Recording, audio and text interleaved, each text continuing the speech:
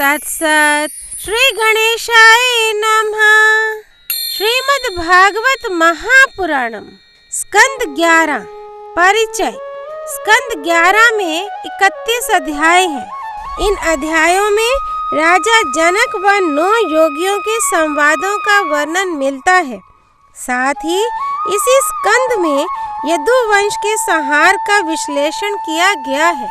ओम नमो भगवते वासुदेवाय। अध्याय 24 सांख्य योग। भगवान श्री कृष्ण कहते हैं, प्यारे उद्धव, अब मैं तुम्हें सांख्य शास्त्र का निर्णय सुनाता हूँ। प्राचीन काल के बड़े बड़े ऋषि मुनियों ने इसका निश्चय किया है। जब जीव इसे भली भांति समझ लेता है तो वह भेद बुद्धि मूलक सुख दुखादि रूप भ्रम का तत्काल त्याग कर देता है। युगों से पूर्व पहले काल में, आदि सत्य युग में, और जब कभी मनुष्य विवेक निपुण होते हैं, इन सभी अवस्थाओं में यह संपूर्ण दृश्य और दृष्टा, जगत और जीव विकल्प शून्य, किसी प्रकार के भेदभाव से रहित केवल ब्रह्म ही होते हैं। इसमें संदेह नहीं कि ब्रह्म में किसी प्रकार का विकल्प नहीं है।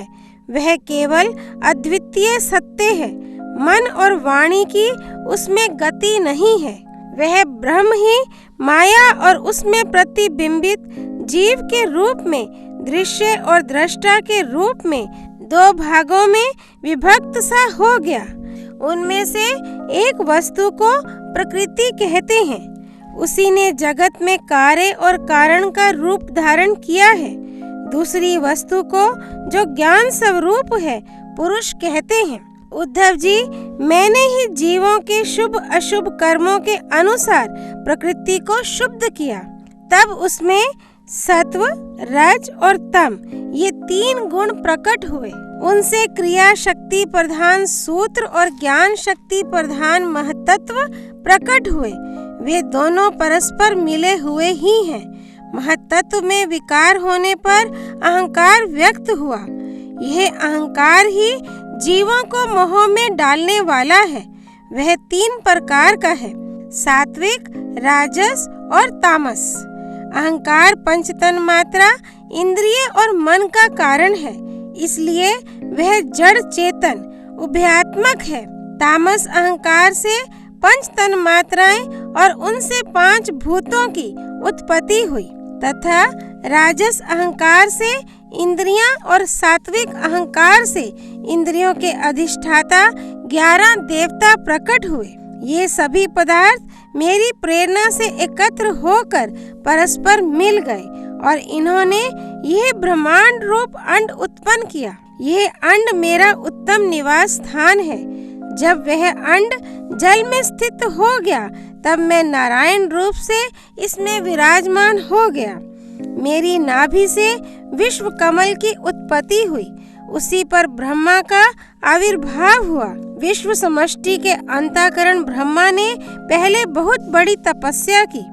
उसके बाद मेरा कृपा प्रसाद प्राप्त करके रजोगुण के द्वारा भू, भुवा, स्वा अर्थात पृथ्वी, अंतरिक्ष और स्वर्ग, इन 3 लोकों की और इनके लोकपालों की रचना की। देवताओं के निवास के लिए स्वर्लोक, भूत प्रेत आदि के लिए भूवरलोक, अंतरिक्ष और मनुष्य आदि के लिए भूलोक, पृथ्वीलोक का निश्चय किया गया। इन 3 लोकों से ऊपर महरलोक, तपलोक आदि सिद्धों के निवास स्थान हुए।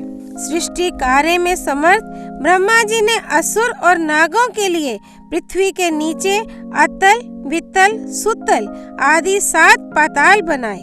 इन्हीं 3 लोकों में त्रिगुणात्मक कर्मों के अनुसार विविध गतियां प्राप्त होती हैं।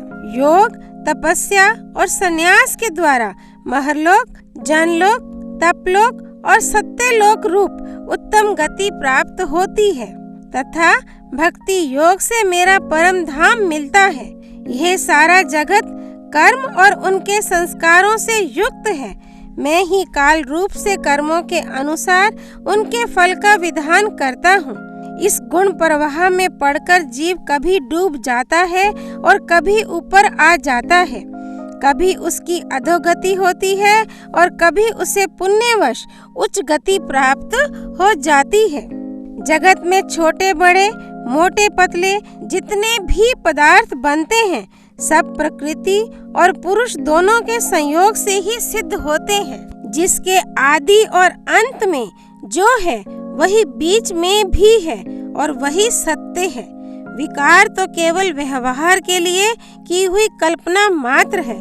जैसे कंगन कुंडल आदि सोने के विकार और घड़े सकोरे आदि मिट्टी के विकार पहले सोना या मिट्टी ही थे, बाद में भी सोना या मिट्टी ही रहेंगे। अतः बीच में भी वे सोना या मिट्टी ही हैं। पूर्ववर्ती कारण महत्त्व आदि भी जिस परम कारण को उपादान बनाकर अपर अहंकार आदि कार्य वर्ग की सृष्टि करते हैं, वही उनकी अपेक्षा भी परम सत्य है। तात्पर्य यह है कि जब जो जिस किसी भी कार्य के आदि और अंत में विद्यमान रहता है, वही सत्य है। इस प्रपंच का उपादान कारण प्रकृति है, परमात्मा अधिष्ठान है और इसको प्रकट करने वाला काल है। व्यवहार काल की यह त्रिविधता वस्तुतः ब्रह्म स्वरूप है और मैं वही शुद्ध ब्रह्म हूँ। जब तक परमात्मा की ईक्षण शक्ति अपना काम करती रहती है, जब तक उनकी पालन प्रवृत्ति बनी रहती है, तब तक जीवों के कर्म भोग के लिए कारण कार्य रूप से अथवा पिता पुत्र आदि के रूप से यह सृष्टि चक्र निरंतर चलता रहता है। यह विराट ही विविध लोकों की सृष्टि स्थिति और संहार की लीला भूमि है। जब मैं काल रूप से इसमें व्याप्त होता हूँ, प्रलय का संकल्प करता हूँ, तब यह भुवनों के साथ विनाश रूप विभाग के योग्य हो जाता है। उसके लीन होने की प्रक्रिया ये है कि प्राणियों के शरीर अन्न में, अन्न बीज में, बीज भूमि में और भूमि गंध तन मात्रा में लीन हो जाती है। गंध जल में, जल अपने गुण रस में, रस तेज में और तेज रूप में लीन हो जाता है। रूप वायु में, वायु स्पर्श में, स्पर्श आकाश में तथा आकाश शब्द तन मात्रा में लीन हो जाता है। इंद्रियां अपने कारण देवताओं में और अंततः राजस अहंकार में समा जाती हैं। हे सौम्य, राजस अहंकार अपने नियंता सात्विक अहंकार रूप मन में, शब्द तन मात्रा पंचभूतों के कारण तामस अहंकार में और सारे जगत को मोहित करने में समर्थ त्रिविध अहंकार महत्त्व में लीन हो जाता है। ज्ञान शक्ति और क्रिया शक्ति प्रधान महत्त्व अपने कारण गुणों में लीन हो जाता है। गुण अव्यक्त प्रकृति में और प्रकृति अपने प्रेरक अविनाशी काल में लीन हो जाती है। काल मायामय जीव में और जीव मुझ अजन्मा आत्मा में लीन हो जाता है। आत्मा किसी में लीन नहीं होता, वह उपाधि रहित अपने स्वरूप में ही स्थित रहता है। वह जगत की सृष्टि और लय का अधिष्ठान एवं अवधि है। उद्धव जी, जो इस प्रकार विवेक दृष्टि से देखता है, उसके चित्त में यह प्रपंच का भ्रम हो ही नहीं सकता। यदि कदाचित उसकी स्फूर्ति हो भी जाए तो वह अधिक काल तक हृदय में ठहर कैसे सकता है? क्या सूर्योदय होने पर भी आकाश में अंधकार ठहर सकता है?